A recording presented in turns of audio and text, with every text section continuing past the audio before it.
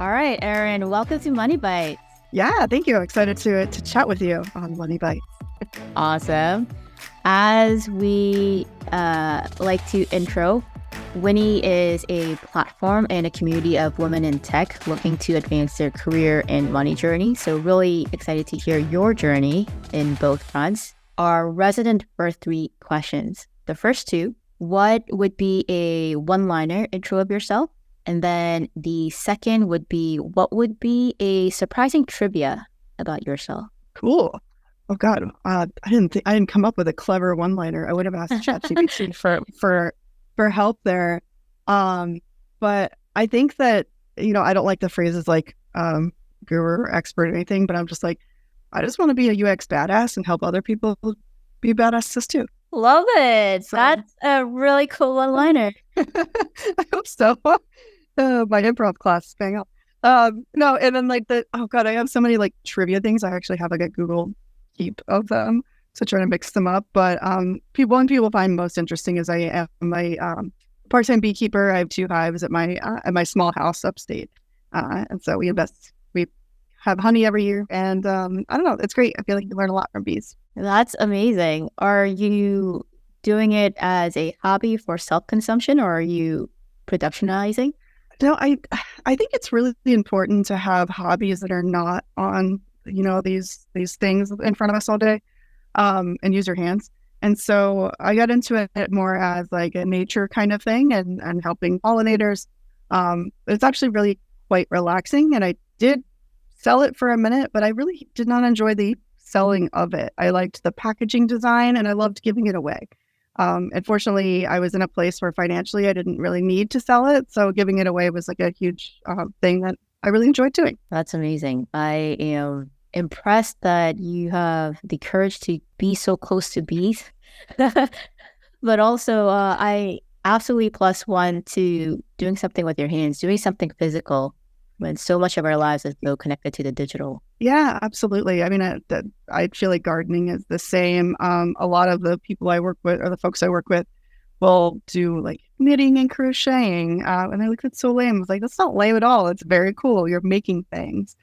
Or like just like being a movie buff, just something to try to like stimulate other parts of your brain, I think is super important. But bees are not scary. Wasps are horrible little things, but bees are fine. I will try to keep that in mind the next time I come close to a bee. It seems a bit of a hacky culture was something innate in you from early on. Would love to transition that to your experience with starting in the arts. How did that go? Yeah. Sorry, did you say hockey culture? Like hockey, the ice hockey? Hacky, like hackathon? Oh, hacky. Oh, yeah. I was like, I can tie to ice hockey too, but we'll say that. Oh, okay. No. I'm sorry. Tie me back to your question again. Starting in the arts, how did that come about? It was actually quite funny. I was getting into a lot of like trouble in school and things like that. And my mom, I think, recognized that I needed a different kind of hobby. And so kind of forced me to volunteer at this art gallery / art center where they had a lot of classes where I would teach part-time. And I was actually really into darkroom photography, which I know is like kind of a lost art at this point. People still do it, which I love. But I was teaching darkroom photography or assistant teaching in that. So we're using the enlargers in the darkroom, talking about chemistry and like reeling film in the darkroom, that kind of stuff. From there, just started getting more and more opportunities. Finally got a paid job there. And eventually over the next like 5 years, I was like running the programs. I was running the summer camps. I was running the adult programs for all the classes, as well as curating the art, making sure we had like actual semi-famous judges come in. And so really learning that business as well as applying for grants. And so although that wasn't like a money-making venture, that was something that was kind of adding culture to the community, which is really important. And that, like, God, I was running this thing at like 18, 19 years old, which is quite terrifying. But no, from there, I needed to create ads. I needed to create flyers and brochures for the programs. And so I taught myself how to do it. Little pirated Photoshop thing. Back when that was a thing. Don't come for me. But taught myself Photoshop, and and InDesign actually, and started learning to do that, had a small mentor, and that's how I got noticed first for graphic design. And I feel like that art's beginning, though, is really important in having that kind of grounded cultural aspect to it and adding something to a community. And I also got a bunch of free art out of it, which is pretty nice too. Amazing. Okay. Wow. This is like killing Yeah. multiple birds with one stone. Was this the time period, though, in your satisfaction graph when things took a bit of a dip with both the life and career satisfaction? Oh, so all that happened prior to my chart actually beginning. I feel like, I could extend that chart. So in my chart, I was freelancing for a while, in my 20s, just being rowdy. Was more like doing freelance work or graphic design work for local businesses in the area, like massage studios, bars, events, that kind of thing, which was fine. I was making enough money. I had a little apartment on 7th Avenue in Ybor City, which is like the party district. But I was doing all the graphic design for the building that I lived in, so they gave me a huge discount, and I loved that. The reason that my chart took a dip is I am old enough that I was working during the 2008 recession. And that was a time where even like little graphic design jobs, people weren't paying. It was actually more lucrative to like have a waitress or hostess job. And I definitely like respect those roles. But for the first time in my career, I had seen like, oh, it's actually more profitable for me to do that than to do the like graphic design job that I was used to. And so I had to really start to look outside. And I had a bunch of friends that were working at a call center in Brandon, Florida. And I think that, going to work at a call center is not a bad thing. I think it taught me a ton. It taught me how I don't want to be a manager or how I wouldn't run a company. But the reason it took such a turn is that I wasn't necessarily set up for success in this call center. I think they were grading you on a lot of calls or listening in, but then like failing you for things on the call that were not necessarily your fault, or customers like wanted to talk or tell you their story and you want to empathize, but you have something called an AHT, an average handle time, where if it goes over 2 minutes, like you got to get them off the phone without being rude and hanging up on them. So it was like this impossible balance of things. And they've changed that, thankfully, now. But I think that was like a very interesting transition. And I'm not, saying like I respect those roles so much. That's why I'm so kind to people on the phone now. But I think that was hard, going from somewhere where I thought I had a high value skill and suddenly it wasn't valued anymore. And I had to learn a different skill, which was rough for me, but I think I got really dang good at it. But management wise, it was hard to be rewarded for that. But I will say the things that I learned in the call center, as far as like listening and empathizing, I still use to this day. All experiences, looking back, the dots connect. Yeah, they certainly do. Love it. So it took quite a bit of a dip, but then it also took a pretty sharp upward inflection. Is this when the agency work came in? Yeah. So it's funny. Yeah, looking at the chart, and of course this is happening since what I put 2008 to today. So it looks pretty sharp, but I feel like it's a longer timeline. Of course. But yeah, so the good thing is, the recessions eventually dissipate. I had all the skills, and I started working at a smaller agency and was applying for other kinds of agency roles. Didn't get this one job, which was fine, but they sent me a postcard to tell me that I didn't get the job after they basically told me I had the job. So that was like, oh no, really rough. Yeah, I know people get rejections now through an email, which also sucks, but like imagine feeling you had a job and then you got a postcard. Anyway, so I'm still applying for work. And then the person that told me I had that job that sent said postcard, I ran into in a Best Buy like a year later. And I was like, oh, that's how I know you. And I was like, I want to be nice, but I'm like really upset with you. It's like, and so I was like really kind to them. And then like a few months later, they hit me up and they're like, hey, I have a job that has a connection to Major League Baseball in this agency. Are you interested? And of course, I'm like trying to be cool, but inside I'm like, hell yeah, yeah, let's go.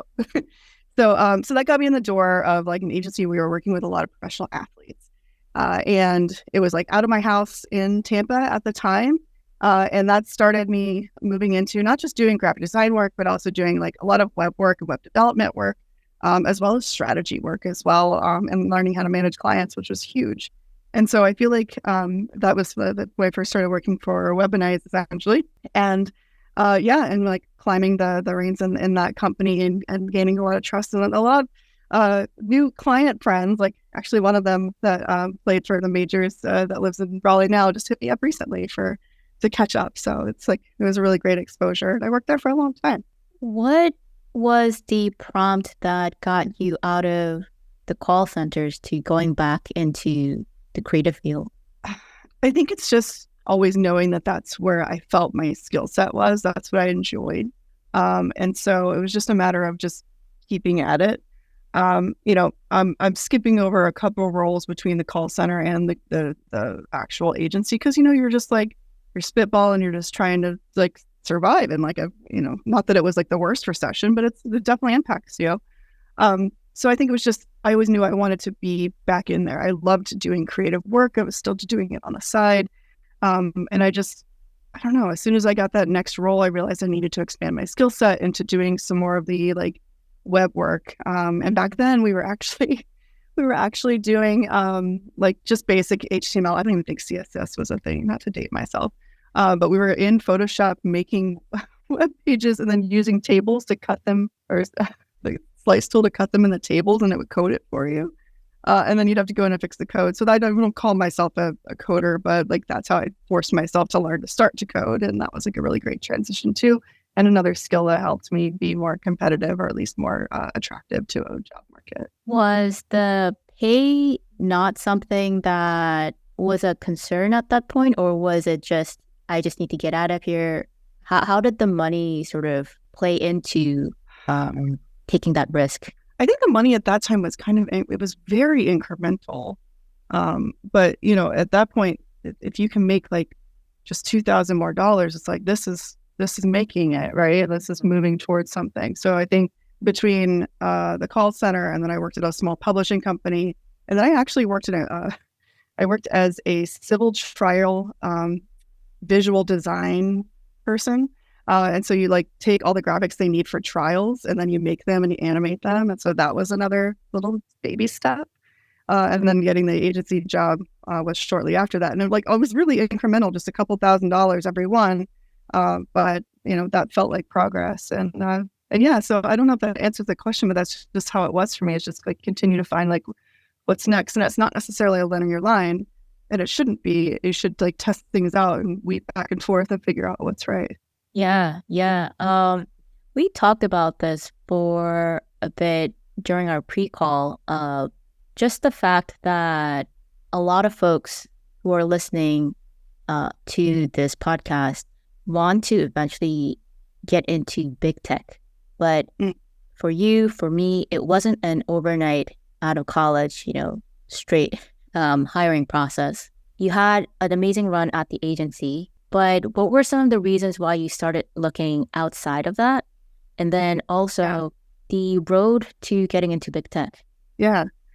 I'm always jealous of the people that can get those jobs out of school like that. I don't think they know how lucky they are, because it didn't work out that way for me. I was applying at Google, where I am today, since I lived in Florida, like 10 years ago. But having being comfortable in my agency job, like I felt I was good at it. I was on every sales call. I feel like I was really a good manager. I was like good at all the different little hats you have to wear as an agency person. The problem is, as a passionate UXer, because UX was becoming more of a respected actual like phrase, even though the phrase has been around since the 80s. I never got to see the project through, right? Like you're building these beautiful projects, then you're trying to future-proof them, but you don't know what the future holds for them. And typically the future is like they run out of money at like a 3-month, 6-month contract. You hand off the project, and it gets, for the most part, destroyed. I feel terrible saying that, but like the client would either like go in and like change all the fonts to Comic Sans, and like be like, why is it so ugly? It's like, God, design is a thing. I'm not just like a pixel pusher. Or I don't know, just there wouldn't be like the level of expertise there that maybe needed to be had in order. And a lot of times people are doing startups and their first startup always fails. And it feels like we were doing that. And I love that. I learned a lot. They learned a lot. And not all of the projects failed. Some of them got acquired and some of them are huge now, especially in the drone technology industry, which I love that I was a small part of that. At the same time, I wanted to do research. I was doing kind of like small research in coffee shops, like, does this thing work for you? But we didn't have budget for that. And so research and actually iterating was a huge thing I wanted to do. So after, I think, 8 years at the agency being creative director, I think I oversaw, I don't remember how many people, it was probably like 7 or 8. I was like, I'm just going to take a leap and see what the universe has in store for me. And don't get me wrong, this agency took care of me. I went to quit when they moved me to Raleigh, and I went to quit. And I was in tears because I loved them. And they were like, no, just tell us when we're opening our New York City office. And so they helped move me to New York. So it also had that kind of like connective tissue. But at the same time, really had to just take a leap and swing for the fences, which is scary. But so quit my job with nothing lined up in a New York City apartment I could barely afford. My partner and I took the ferry over to IKEA. You can take the boat from Manhattan. And we went and picked up a desk and I set it up. I was like, okay, universe, what you got for me? And fortunately, universe was not paying attention. She was like, girl, I'm busy. And so I was like applying for things and getting more incrementally depressed as one does, like when you're applying to like hundreds of things every week and getting nothing back. And like, maybe I am not worth anything. Maybe I did make a mistake. Maybe I should go crawling back. Maybe I should move back home. Like all these thoughts come into your mind, but you just got to keep grinding. I actually would write on my window. I don't remember what my motivational message was.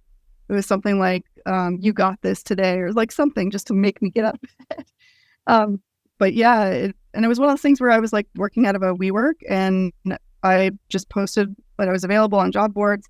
So getting little freelance jobs, which helped me. But then I got landed a larger role at a startup. And so I was like, oh, wow, this is actually making me more money than I made at the agency. And then I was like kicking myself. I was like, why didn't you do this sooner? Because I was scared. I was like, people were telling me, and honestly, I hate it when people try to give you advice and they don't know nothing about tech, they know nothing about design, they don't live in New York City. So anyway, I shouldn't have listened to them. I'm going on, but taking that leap, I think, was really, really huge. And once I landed that first startup job, I found I was able to use a lot of the skills that I learned as in the agency work, but I was finally able to start doing research and iterating on a product, as well as using my strategy skills. So that felt really satisfying. It was a good transition, even though the company had other issues, every company. But yeah, that was a great transition for me. And I'm so glad that I took that scary leap. I love that you took the leap, because it is really scary as someone who is softly exploring what's beyond the golden handcuff safe setting. But I also really gravitate to why you took the leap, as in it is very easy to become complacent in a role, but you had a very specific skill set that you wanted to improve on, the UXR research. And for that, having that specific goal sort of propelled you to get there. And I think it might be, for many of us, either a goal of increasing salary, a goal of meeting better team, like as important it is to understand your non-negotiables, also understanding what do you want in your next career move to improve that career satisfaction and life satisfaction bars. I think that's super important. Yeah, I definitely agree. That's super important. And I also teach on the side, and my students are like, where should I go work? Should I work at an agency or a startup or a big tech? And I'm like, all of them, because you're not going to know what you want until you do it. So it's real easy for me to reflect on things because I worked for 3 large tech companies now. But like I learned so much from every experience, and every experience gives me stories that I use either in coaching other people when I'm a manager, but especially in interviews, because like they love hearing like challenges that you work through with challenging people, or and so I love having those stories to look back on. And it's actually like you don't really think about how much you've accomplished in those challenging situations until you take index of your life, and it's like, oh, that's very cool. So yeah, I lost sight of the question there, but I think it's really important to pay attention to what you think you want to build on, and it can be money. That's okay. I'm not going to poo-poo on money. Everybody loves that. But typically, at least in my experience, like the money comes, and I think the more risks you take, at least in my situation, and granted, I've been lucky and fortunate in some ways, but taking the risks is the first thing that I did that actually helped propel me to every single next step that I had. And your graph definitely shows that once you took that risk, it was a up, up, up trajectory. Was Yeah. that intentional, or was that how did the upward escalation happen? So after that after the startup job, is when I started applying at big tech a little bit more because I felt like I had really solid stories that I could tell and great things to show in my portfolio. And so interviewed a lot, but finally landed this interview at Shutterstock where they bring you into the Empire State Building. So I'm already like, if I don't get this job, this is still like really cool. I'm not like secretly taking pictures. And so, going through the normal interview process there, which is a whole podcast in and of itself, but was able to like showcase my story in a way that I think they liked, because I was able to show not only can I do like smaller jobs, get things done and be really efficient, work with engineers, but I showed another project that was like large and nebulous and messy and was able to like work through that. And they loved seeing that contrast. However, after the interview, I was like, I didn't get this. And they're walking me around, showing me the office. I was like, that's so mean that I didn't get the job. They're showing me the office. But no, like a few days later, West, who I'm still friends with, who actually works with me at Google now, was like, hey, you got the job. I'm like, no, that's awesome. And so with that kind of role, the pay was just like a little bit more, but I finally had like stock. I don't know what the GSUs are. What does that even mean? I was Googling things every day. But had access to a 401k again, which I didn't have for a while, as well as like I wasn't paying for healthcare. But I think the opportunities that Shutterstock gave me is, I started out on the native app team. I love that team. I was slowly showing my skills and like earning credibility, and so they kept adding more and more things. I became a manager and a director really quickly there, and I think I was able to just like learn a lot, make a lot of mistakes, but also just help tell a story that helped push our products forward a little bit more. And I think showing that from a UX side in a company of that size is really important. And so it was through like learning storytelling skills, strategic skills. I also had excellent managers there with Wes and Maggie.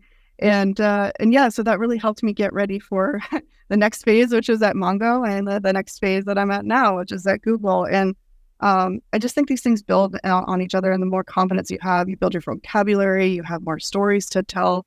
I think that it just starts to happen. I don't know any other way to say it except that. Once the war wounds harden, it's definitely an arm of honor, a badge of honor that you can show off for sure. Yeah, I mean, like I worked my ass off for it, right? And like some people do get out of school, and that's awesome. And I love working with those people and help provide those war stories for them to help them, which is great. But no, it didn't come easy for me. But at the same time, like I'm really happy to have not had an easy road. So yeah, I think I showed a lot, and like it shows that to myself. Next time I'm scared to take a risk, I have this backlog of like, I've already done this. Like, just do it again. If it doesn't work, turn around and stop it.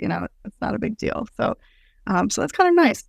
I want to piggyback off on something that you just mentioned. As much of a badass as you're building out in the UXR world, you also mentioned the importance of learning the soft skills. Yeah. What is it about communication and storytelling that you think is critical in your career trajectory? Yeah. So, and quick correction, I'm actually not in UXR. I kind of do it on the side, but I'm mostly a UX designer. But no, it also in teaching, like I teach the hard skills, right? Like we're showing you the process and we're showing you how to use Figma and all of that. But the biggest part of our job as UX designers is how to tell a story, how to sell something, how to make like the UX of understanding an idea even simpler. And that's where those soft skills come in. And so I do a lot of coaching now, but how I got there was mostly through, you read a lot of books, you later read a lot of Daniel Pink, I know people hate on like old Dale Carnegie, but they updated the book, How to Win Friends and Influence People. I swear by those techniques.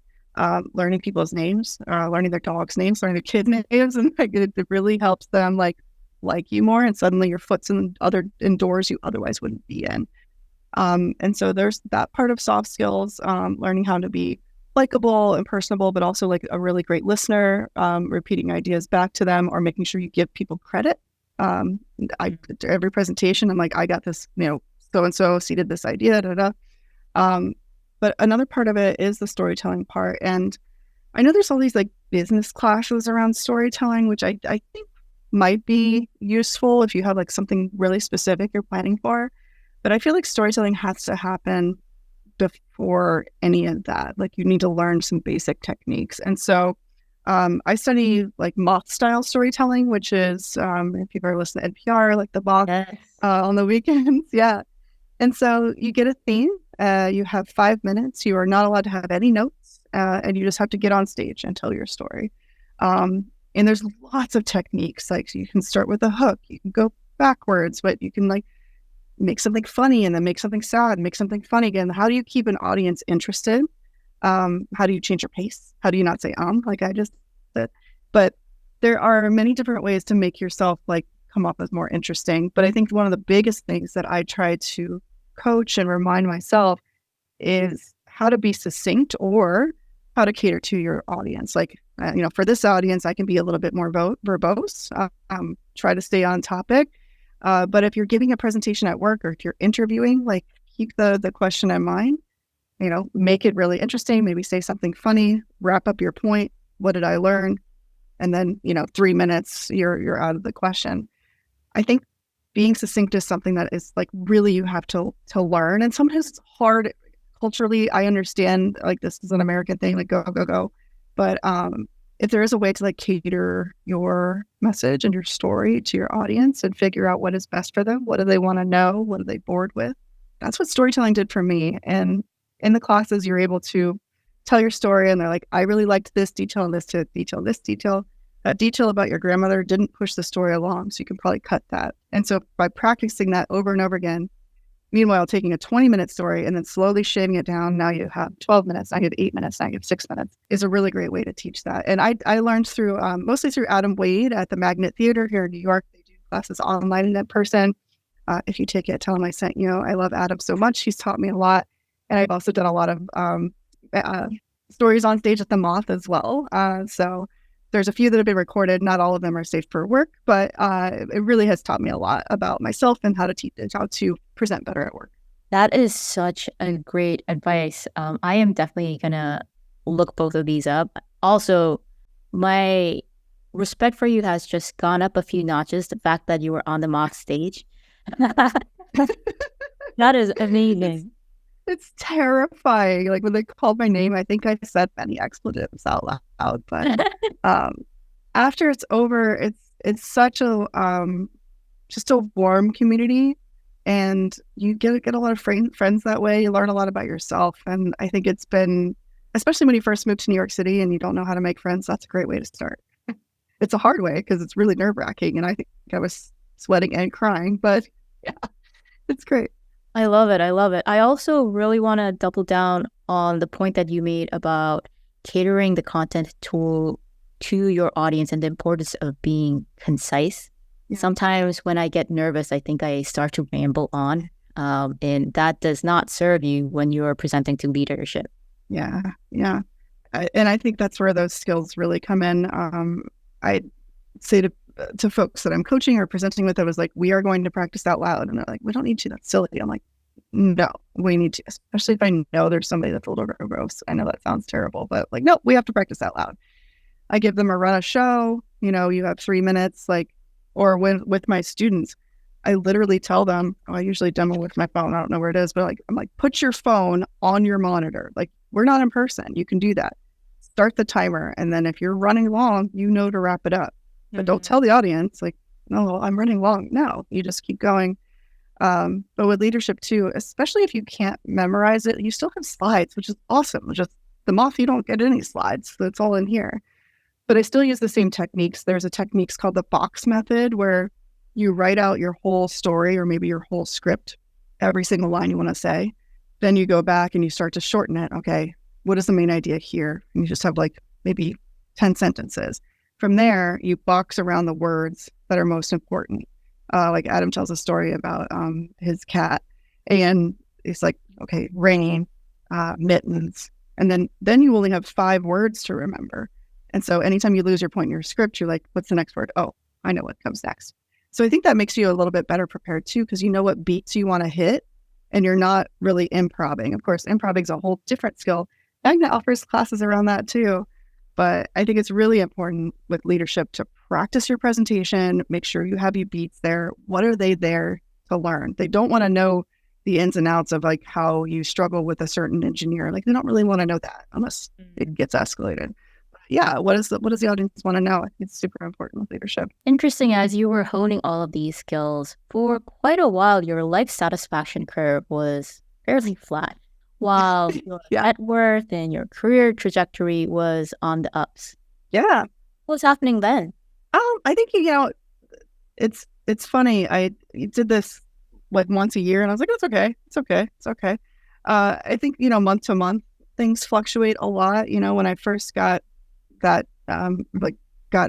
away from the startup, which was becoming a little bit toxic, it would have been really down. But then like the Shutterstock job put it way up, and then we were like back to the middle. I was like, I don't know what I'm doing, like imposter syndrome, like the whole thing. So I think it kind of looks neutral in that way. Of course, like landing that role in 2020, getting into Mongo and having a lot more money to play with helped a little bit as well. And like, oh, now I can afford to do other things. I can invest in things. I never could do that before. And so that takes life satisfaction in a different direction because it opens up doors you otherwise couldn't. When I've been paid, fortunately, I've been paid decently my entire career, but like, it was finally at a point, it was like, oh man, you could actually like go on a trip like every other month if you wanted to. Like you're actually talking to your investment advisor about what's the earliest stage you can retire. And I've never had those conversations before. It was like, no, you're not going to have enough money ever to retire is the joke, right? And I finally opened up a door for that. So I feel like that takes life satisfaction up when it feels like you have at least a couple less things to worry about. And, instead of like worrying about your retirement, you're like, oh, where's my next airplane going to take me, So it's really works really hard to get here. I'm very privileged, but I did, I feel like it's nice. And that's why the lines look the way they do, I think. I love it. I am a huge proponent of the thought that money is not everything, but it is a great tool. We shouldn't necessarily be emotionally tied to it, but it does make life easier. And to your point, it just opens up more opportunities. So you were aggressive in terms of risk taking, and along all of those lines, you were taking salary negotiations and like jumping up your compensation as part of that. But once you came to Google, that was an interesting turn. Compensation wasn't the top priority here. How did that come about? Yeah. So in looking at taking index on everything, I was very happy with the culture and the people at Mongo. The compensation was wonderful. They were very generous with our GSUs and like really cared about employee well-being. But that was the time when Google finally answered my call after 10 years. And they're like, hey, we finally want you. And I'm like, okay. And I love Mongo. It's a database product. Like we're definitely helping apps and websites all over the world scale their business, and that's really cool. And like mostly look at these apps, like they're all running on MongoDB. And that's cool, and that's good bragging rights. At the same time, I kind of wanted to work on a product that I felt like my mom would know, which is maybe not fair. But also, looking at all the different Google products, I was like, this would be cool. This might be something that I'll do for a little. Maybe it'll be awesome. Maybe it won't. I don't know. But like, I love these products. I've always wanted to be a part of it. My portfolio had like fake products I made for Google at some point because I was like, these ideas are too good to just like not post on the internet somewhere. So yeah, so they called and then they told me like what position it would be for and what the salary was. And it was like a few steps below where I was at Mongo as a director. I was coming in essentially the equivalent of a senior designer. And the pay was back to where I was when I worked at Shutterstock. And I was like, okay, still fair compensation. But like once you had that like emotional safety of like, oh, here's my retirement age. And like, it was like, okay, you got to like go back, bootstrap a little bit better. And that was fine because like it's enjoyable to like, hey, I work at Google. That's cool. Then also the career satisfaction took a hit because when I first started, it wasn't what I expected at all. And I went through moments where I was like, what did I sign up for? And I was, just emotionally not well because I just wasn't satisfied with how the work was going. I was like crying with my mentor. But eventually I was able to like earn enough credibility to like battle through some of the like things that were happening and turn that around. And now they're like throwing projects at me that, are really challenging or really satisfying. I just got transferred to the YouTube team. So like, I think that showed like battling through those like battling through those cobwebs when I first started was really important in moving to the next stage. So I feel like we're back up. It's a little bit harder at Google to get promoted, which is another thing that was surprising to me. But I think people should consider that, right? Like when you work at a smaller tech company, they're more likely to advance you quickly, which is what I was used to. And I thought it would be the same at Google, but of course it's not. It's a huge company. So they have a lot of different other kinds of hoops that you have to go through, probably similar to Meta and elsewhere. But that's okay. That's just part of the process. And I think it was a good risk to take. But a lot of folks, when I first did this, they're like, I can't believe you're taking that much of a pay cut to go to Google. And I was like, well, this is about product passion, and there's more than just money. And the money, I think money will come back. And I, like I said, have that track record of taking a risk. So let's try again. So we're yet to see if it's like fully paid off. But a lot of days I'm like looking at the work I'm doing, like, holy crap, you are changing the way people are using the internet. And you can't get that at most companies. Like that's crazy. So I love that. I really, really, really love how you're going about all of this in the point of, yes, I absolutely do believe you need to work to a certain salary level where, it's livable.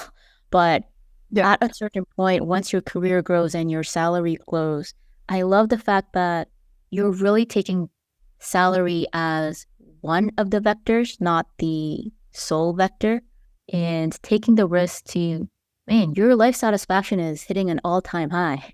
Love it. Love it. Yeah. Yeah. And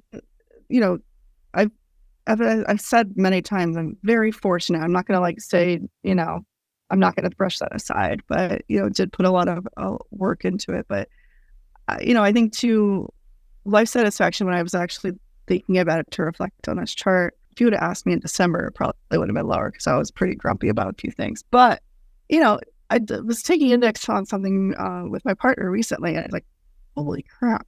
I don't know if like something bad's about to happen because I had this catastrophic thing in my mind.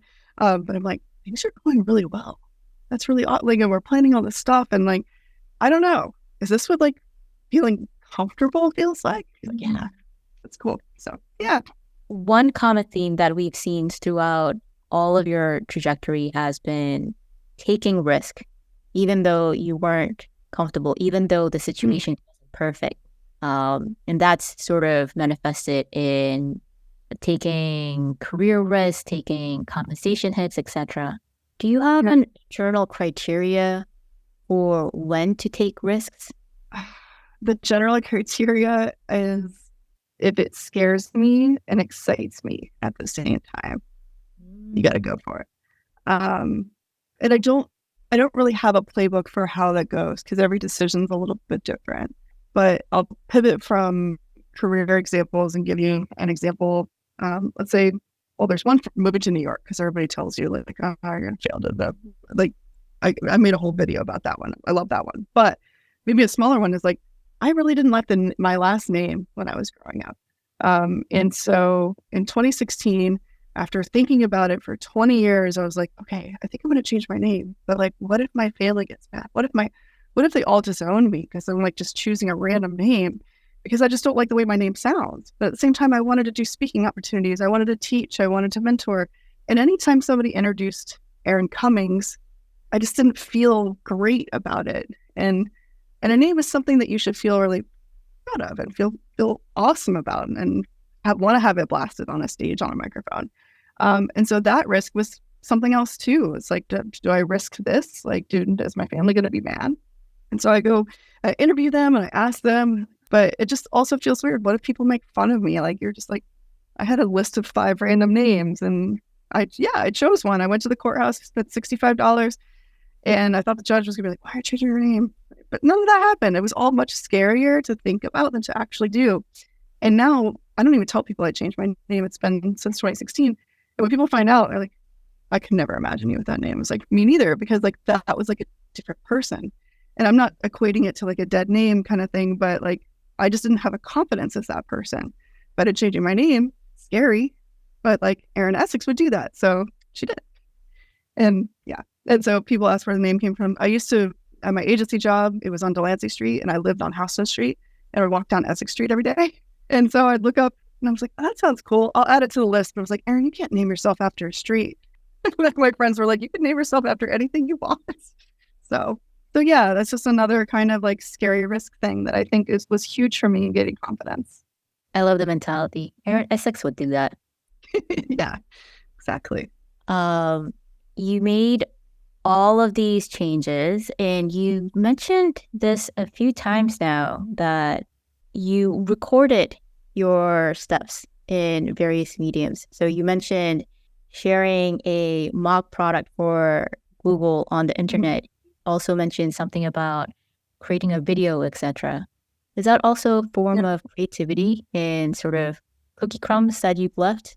I think, God, they're all a little bit different, but when it comes to like sharing ideas through the videos or social, it's like, or even teaching, there's this whole like philosophy about leaving a mark on the world. And I think some people use that as like a legacy thing. And it's not to me, it's more, how can I help other people create their own legacy, right?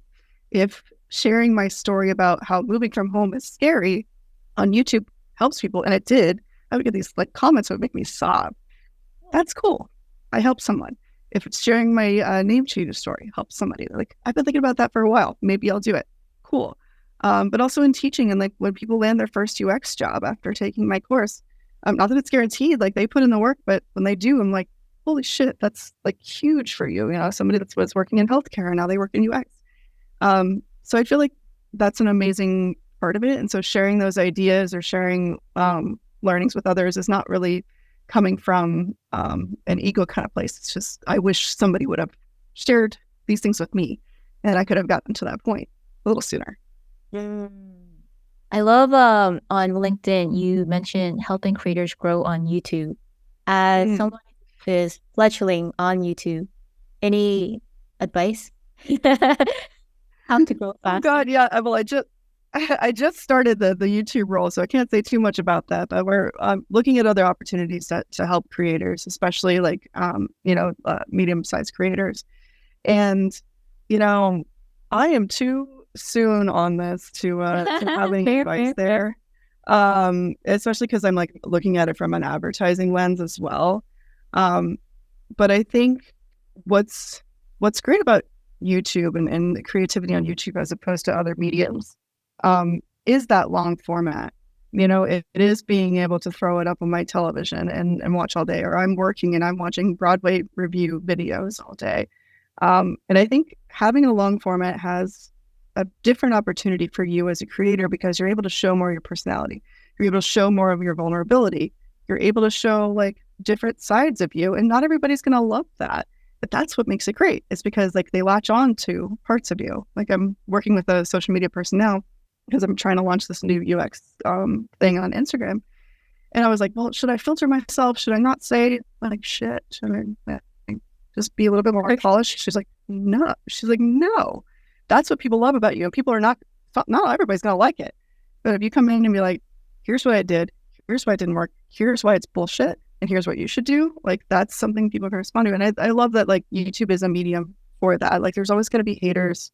I don't know what they're doing, but so sad for them. But YouTube is a medium where you can actually like really show your full self. But I think that's a really great opportunity as a creator, and people do respond to that. So didn't exactly answer your question, but maybe in 6 months when I have more YouTube experience under my belt, I can answer that a little bit more clearly. Well, no, that was great in terms of be your authentic self, whether in career or YouTube. Final question. But always Google. So I just want to say, always Google things, because a lot of people use phrases, and I'm like, you shouldn't be using that phrase. So I'm like paranoid about it. Like, let me Google this phrase before.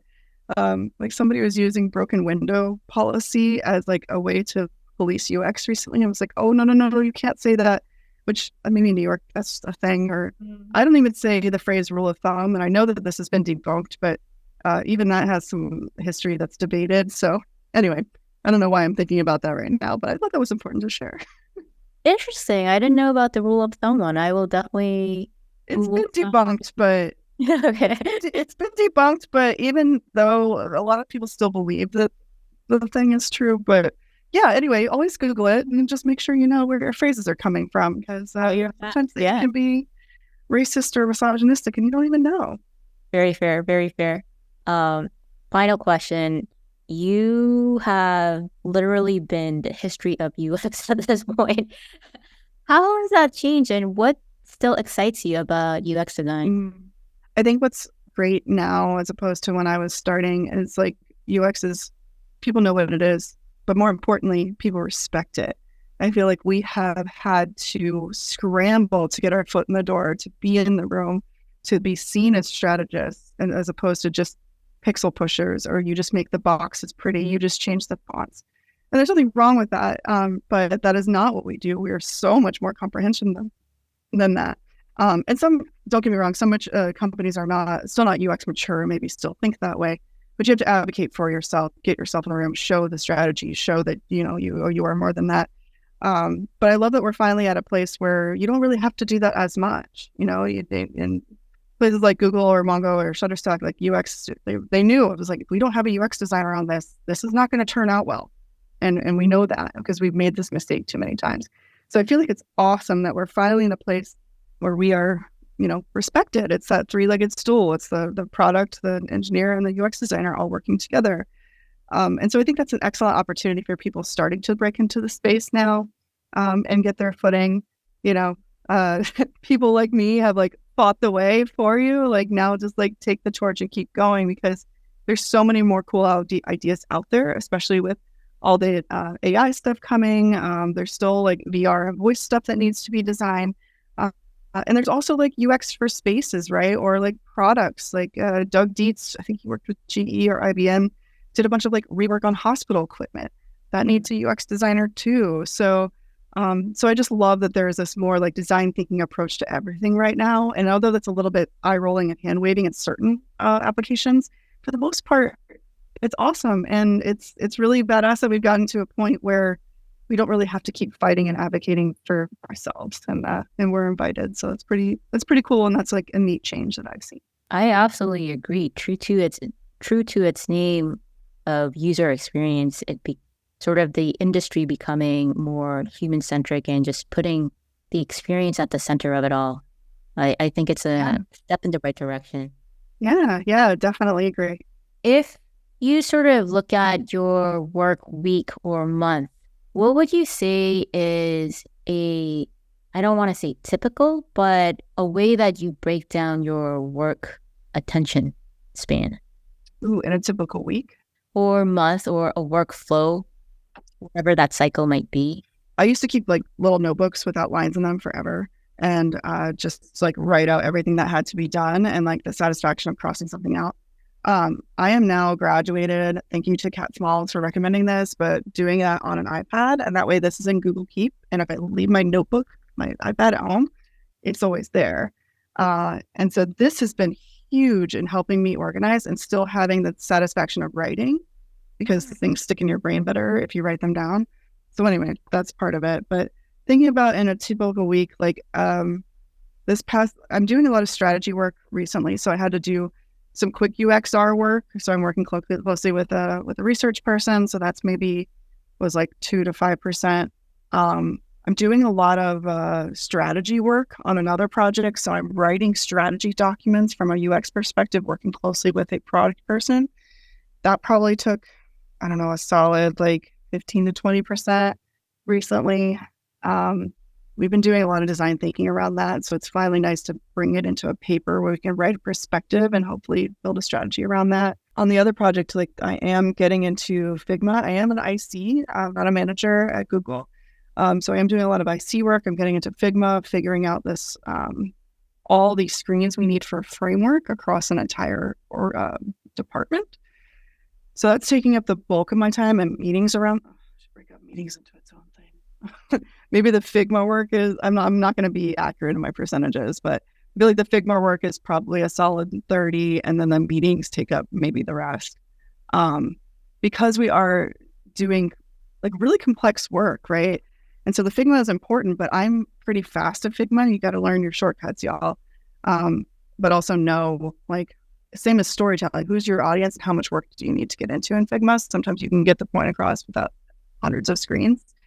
But the meetings are important. You got to drive the strategy along. You have to build relationships. You have to get one-on-ones with people that if you bring them into a group setting, maybe they will derail the meeting somehow. So I'm like pulling them aside, making sure we get aligned before I pull them into a big meeting. It takes a lot of time, but like that's how I got noticed. So I feel like the meetings are a thorn in every designer's side. But I think for somebody like me that really cares about strategy and driving things forward and making really cool things on the internet, sometimes you gotta do the meetings. Is the meeting, you mentioned alignment, but mostly with your XFNs, or are you also doing meetings with the leadership as well? Mostly XFNs, or soon to be XFN. Like right now I'm transitioning, so it's onboarding. Leadership meetings, we have office hours for, but it's at least at Google, it's not as frequent as it was at smaller companies like Mongo and Shutterstock, where we met with them more regularly. So with high leadership, it's probably maybe an hour a month. It's not my manager's doing a lot of that work. I'm at the IC level. We don't really talk to leadership that much directly, but it's just the nature of how we're broken down. Yeah, for sure. So mostly working on alignment and strategic driving strategy. Yeah. No, which is great for me because I love that. Like I tell my manager, it's like, you have a big hairy problem that nobody wants to touch. Give me that. I love that. And other designers don't like that. Other designers' charts won't look like this because they just want to like do their UX work and not get involved in this stuff. And me, I'm like, once I shipped my giant boulder, I don't know if you're familiar with the like sand, rocks, and boulders when it comes to size projects. Like sand you need to keep things moving. Rocks are important, but a little bit larger. And boulders are like, holy crap, we've been putting this off for a long time. We got to get it done. After I shipped my first boulder at Mongo, I was like, this is cool. Did it suck for a little while? Yeah. Was it stressful? Yeah. But like, holy crap, you shipped something enormous. And so now I'm kind of addicted to boulder size projects. That's probably the reason why Google wanted you and why you've been so successful. The fact that you're willing to get your hands dirty. I hope so. Yeah. There was a quote from President Obama that said something along the lines of, don't just tell me why things don't work. Be the one that says, I'll figure this out and you'll succeed. Yeah, Erin Essex would do that. Erin Essex should do that. Don't tell me how to fix it. Show me. I love that. This was fantastic. Thank you so much. Yeah, thank you so much for the time and the medium, and definitely hoping it's helpful to your audience. And it was fun to relive some of that and try not to cry. So I didn't. Fantastic. We live, we learn, we survive, and we celebrate. Thank you. All right. Thank you.